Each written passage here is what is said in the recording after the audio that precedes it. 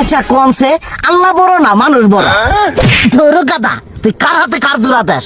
কুড়ায় আল্লাহ আর কুড়ায় মানুষ। যেটা কবার কইছে ওইটা কন। আল্লাহ বড় না মানুষ বড়? আল্লাহই তো বড়। আল্লাহ বড়, তাহলে আল্লাহর কথা না হই না মানুষের কথা শুনেন কে? তুই কি কইতাছস? কি আর আল্লাহর কথা মানে না মানুষের কথা মানে? হ্যাঁ, কি আর মানুষের কথা শুনেন তাই না?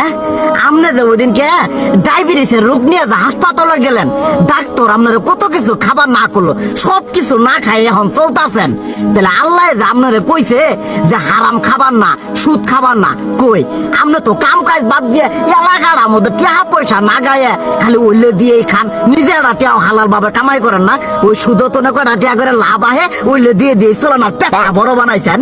শুনেন একটা কথা কই, হারামের কোনোদিন আরাম নাই। হালাল পথে রুজি রোজগার করেন, প্রয়োজনে এড়া বেলা কম খায়েন, তাও শরীর পিণ্ড ভালো থাকবো, কোনো রোগ বেদ হবো না, আরামও পাবেন, আল্লাহও খুশি থাকবো। তুই আমার এইভাবে বুঝাবি আগে কইলি না কে? আসলে এই বিষয়টা তো আমি কখনো মাথায় এইভাবে নিই যে আমাদের কখনো ডাক্তার নিষেধ করলে ঠিকই আমরা নিষেধ মানি, কিন্তু উপর আল্লাহ যে কত কিছু নিষেধ করে দিয়ে সেটা মানি না। আর এই যে হারাম পথে টিয়া পয়সা কামাই করতেছেন, শরীরের মধ্যে দুনিয়া রোগ বেত হয়েছে, দেখা যাইতেছে যা টিয়া হারাম পথে কামাই করতেছেন তার তো বেশি টিয়া মনে করেন জ্বলেই যাইতেছে গা বেশি।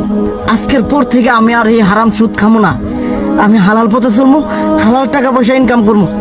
এতে করে যদি একবেলা কমও খাইতে হয় তবুও খামো, তবু আমি আর এই হারাম পথে চলবো না। আচ্ছা ঠিক আছে।